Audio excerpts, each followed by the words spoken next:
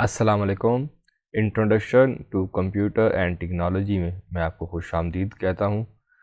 आज का हमारा ये लेक्चर जो कि जनरेशंस ऑफ कंप्यूटर पे मुश्तमिल है, जिसके अंदर हम डिस्कस करेंगे कंप्यूटर की जनरेशंस को। तो इसमें सबसे पहले हमारे पास फर्स्ट जनरेशन है, जिसके अंदर वैक्यूम ट्यूब यूज़ हुई थी। सेकंड नंबर पे हमारे पास सेकंड जनरेशन है, थर्ड जनरेशन है, फोर्थ जनरेशन है, फिफ्थ जनरेशन है। तो ये 5 जनरेशन हैं जिनको आज हमें डिस्कस करना है, जिसमें पहले में मैंने आपको बताया कि वैक्यूम ट्यूब डिस्कस करनी है हमने। दूसरी जनरेशन के अंदर हमने ट्रांजिस्टर को डिस्कस करना है। तीसरी में हमने इंटीग्रेटेड सर्किट को डिस्कस करना है। चौथी में हमने माइक्रो प्रोसेसर को, और पाँचवीं में हमने आर्टिफिशियल इंटेलिजेंस को डिस्कस करना है। तो ये 5 जनरेशन है जिस पे आज का हमारा टॉपिक मुश्तमिल है। तो सबसे पहले चलते हैं आज की हमारी पहली जनरेशन को। तो ये सबसे पहली जनरेशन थी, और जो कमर्शियल कंप्यूटर यूनिविक आप लोगों ने पढ़ा है, वो जब बना था तो उसके अंदर 2 साइंटिस्ट थे, मुशले और एक्रेड। तो उन्होंने सेंसिस डिपार्टमेंट है यूएस का, उसके लिए एक कमर्शियल कंप्यूटर बनाया था 1947 में। उसमें first generation computer commercially launch किए गए थे। तो उस कंप्यूटर के अंदर बेसिकली वैक्यूम ट्यूब्स यूज़ की गई थी। अब वैक्यूम ट्यूब्स ऐसी ट्यूब्स थी जिनके ज़रिए कंप्यूटर को एक ख़ास स्पीड के ऊपर रन किया जाता था। तो ये जितनी भी जनरेशन कंप्यूटर हैं, यूनिविक, एनिविक, यूनिविक 1, ये सारी जो है हमारी फर्स्ट जनरेशन ऑफ कंप्यूटर में आती है। इनका जो टाइम पीरियड है वो है 1946 टू 1957। उसके बाद वैक्यूम ट्यूब्स यूज़ हुई थी। एनिविक एंड यूनिविक 1 इनके कंप्यूटर थे जो कमर्शियली लॉन्च किए गए थे उस ईयर्स में। ये उसकी कुछ पिक्चर है जिसमें आप ब्रीफ ओवरव्यू ले सकते हैं वैक्यूम ट्यूब्स को, कि इस टाइप की कुछ वैक्यूम ट्यूब्स थी जो उस वक्त उन कंप्यूटर्स में यूज़ हुई थी। इसके बाद सेकंड जनरेशन आ जाती है। अब सेकंड जनरेशन में क्या हुआ, ट्रांजिस्टर बेसिकली आ गए।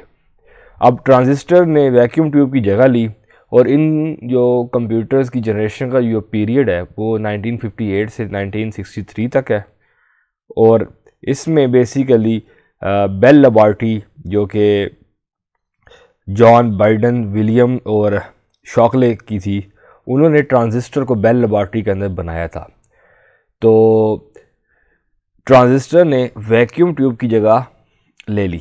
उसकी वजह से क्या हुआ, कंप्यूटर का थोड़ा सा साइज़ और कम हुआ। सही। उसके बाद ये 3 साइंटिस्ट जो मैंने आपको बताए हैं, बेल लैबोरेटरी 1947 में, और कुछ सीरीज़ है IBM की 7094 और CDC की 164, ये कुछ कंप्यूटर्स है जो उस वक्त यूज़ हुए थे। इसके अलावा IBM 1400 सीरीज़ भी जो है ना, वो भी सेकंड जनरेशन कंप्यूटर के अंदर आती है। ये उसकी पिक्चर आ गई, जो कि उस वक्त जो ट्रांजिस्टर यूज़ हुए थे वो कुछ इस टाइप के थे। वैक्यूम ट्यूब की तस्वीर आपने देखी, और ये देख रहे हैं कि कितना फ़र्क पड़ा होगा इन ट्रांजिस्टर के आने की वजह से। इसके बाद हमारे पास थर्ड जनरेशन आ जाती है। थर्ड जनरेशन जो है वो IC इंटीग्रेटेड सर्किट्स का दौर था, और इस पीरियड में 1964 से 1975 तक तो ये जो है जनरेशन्स यूज़ हुई थी। और इसमें जो कंप्यूटर आए थे वो IBM 370 थे, IBM 360 थे, यूनिविक का एक मॉडल भी था 1108। तो ये कुछ थर्ड जनरेशन कंप्यूटर थे। इन्होंने क्या किया था, ट्रांजिस्टर को रिप्लेस किया था IC के साथ। अब IC किसने बनाया था, IC जो था वो जैक किलबाई एक साइंटिस्ट थे, उनका ये 1958 के अंदर उन्होंने पहला IC क्रिएट किया था। उस पर ये फिर काम करते करते 1963 1964 में फिर जब कमर्शियली लॉन्च किए, तो ट्रांजिस्टर ने IC की मदद से IC को रिप्लेस करते हुए बहुत बड़ा इफेक्ट डाला था। अब उस वक्त कंप्यूटर के साइज़ कम हो रहे थे, जो पहला जनरेशन के कंप्यूटर थे वो बहुत बड़े थे। तो आस्ता आस्ता करते करते अब हम थर्ड जनरेशन में आ गए। तो यहाँ पे IC जब आया, IC एक बहुत बड़ी आने वाले जो दौर है, जो इस हम प्रेजेंट कंप्यूटर यूज़ कर रहे हैं, उनके लिए एक बहुत बड़ी अचीवमेंट थी साइंटिस्ट के लिए। इसके बाद हमारे पास जैक किलबाई, जैसे मैंने आपको बताया, साइंटिस्ट हैं। इसकी पिक्चर को डिस्कस कर लेते हैं।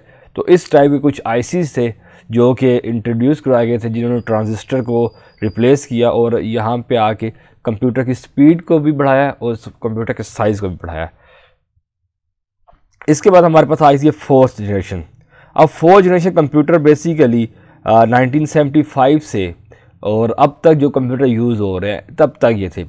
अब तक क्या मुराद ये है कि अब अगर इसकी जो मेन जो चीज़ थी, इसके अंदर यूज़ हुए थे micro processor. Micro processors basically क्या था, माइक्रो प्रोसेसर कंसिस्ट होते थे थाउजेंड्स ऑफ आईसी के ऊपर, ठीक है। तो टेड हॉफ थे जिन्होंने पहला माइक्रो प्रोसेसर बनाया था इंटेल के लिए। और इसमें बेसिकली क्या हुआ कि एक बहुत बड़ी अचीवमेंट थी साइंटिस्ट की। अगर आप देखें कि 1975 से लेके 2020 तक जो भी हम कंप्यूटर यूज़ कर रहे हैं उनके अंदर माइक्रो प्रोसेसर ही आ रहे। जैसे हमने लास्ट वीडियोज़ के अंदर भी डिस्कस किया था कंप्यूटर की प्रॉपर्टीज़ में कि उसके अंदर बेसिकली क्या था कि माइक्रो प्रोसेसर की पावर गीगाहर्ट्ज़ और मेगाहर्ट्ज़ में थी। शुरू में ऑफ कोर्स ये मेगाहर्ट्ज़ में थे, अब जो माइक्रो प्रोसेसर आ रहे हैं वो गीगाहर्ट्ज़ के ऊपर आ रहे हैं। तो इंटेल 4004 था। और कुछ जनरेशन्स की कंप्यूटर्स की बात कर लेते हैं, जिसमें IBM PC है, मैकटॉश है एप्पल का। तो ये कुछ फोर्थ जनरेशन के कंप्यूटर की एग्जांपल्स हैं। तो ये अगर आप देखें आपकी स्क्रीन के ऊपर, अब ये एक माइक्रो प्रोसेसर की तस्वीर है। तो इस तरह के अगर आप देखें तो पीछे आपने वीडियो तस्वीर देखा होगा, आपने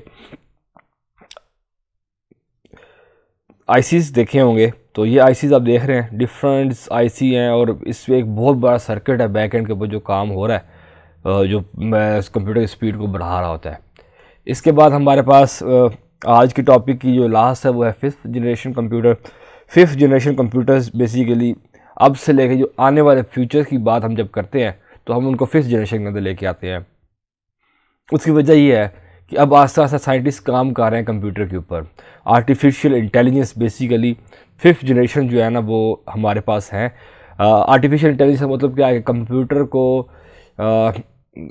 एक कंप्यूटर पर एक डेवलपमेंट की जा रही है। कंप्यूटर एक as a person, as a human being सोचे कि उसके अंदर एक ऐसी मैकेनिज़्म बना दी जाए, ऐसा रियल IQ बना दी जाए जो कि कंप्यूटर को और मज़ीद आज से फिर आगे ले जाए। तो इसमें हमारे पास जो पिक्चर है वो आपके पास ये है। तो अगर आप देखें तो इस टाइप के जो कंप्यूटर बेसिकली आर्टिफिशियल इंटेलिजेंस की पिक्चर है। तो अगर आप देखें तो एक कंप्यूटर ह्यूमन की जो है ना पिक्चर आप देख रहे होंगे। तो डिफरेंट आप मूवीज़ के अंदर भी देखते होंगे, अब जो है ना ऐसे रोबोट्स आ गए हैं जो ह्यूमंस की तरह काम करते हैं, बट अगेन वो एक एम्बेडेड कंप्यूटर्स होते हैं, एक ऐसे जो एक हद तक सोचते हैं। बट जब आप बात करते हैं लर्निंग की, सीखने की, तो अभी साइंटिस्ट उसके ऊपर काम कर रहे हैं। तो आने वाले इंशाल्लाह साइंटिस्ट पे जो मेहनत हो रही है, साइंटिस्ट जो मेहनत कर रहे हैं, तो आने वाले जो कंप्यूटर्स होंगे उसके ऊपर कुछ ऐसे कंप्यूटर्स को कमर्शियली लॉन्च किया जाएगा जो कि ये सारे काम रियल IQ के ऊपर जाके कर रहे होंगे। अब चलते हैं आज के क्वेश्चन की तरफ जो कि हमारे पास है। आपने मुझे डिसएडवांटेजेस जो हैं जनरेशन ऑफ कंप्यूटर की जो 5 जनरेशन थी कैटेगरीज वाइज, आपने मुझे पहले से जनरेशन में जो हमारे पास डिसएडवांटेजेस हैं वो बयान करनी है। वो करते करते अब तक जो कंप्यूटर हम यूज़ कर रहे हैं उनमें कौन सी अभी डिसएडवांटेजेस फ्यूचर के अंदर ओवरकम किए जाएंगे। इसके साथ साथ आज के लिए आपकी इस वीडियो में फर्स्ट आपकी असाइनमेंट भी है, जो कि आपकी असाइनमेंट मुझे आपने सॉफ्ट कॉपी के अंदर देनी है, जिसका टॉपिक होगा यूजेस ऑफ कंप्यूटर। ये आपने पावर पॉइंट में विद पिक्चर्स और टेक्स्ट के साथ आपने एक्सप्लेन करना है यूजेस ऑफ कंप्यूटर। आज के दौर में जो हम कंप्यूटर को यूज़ कर रहे हैं उनमें कहाँ कहाँ पे इस्तेमाल हो रहा है, उसके एडवांटेजेस क्या हैं, उसके डिसएडवांटेजेस क्या हैं। एक कंप्लीट अच्छी और फर्स्ट असाइनमेंट जो आपने बुध रात 7 बजे तक आपने मुझे ईमेल करनी है।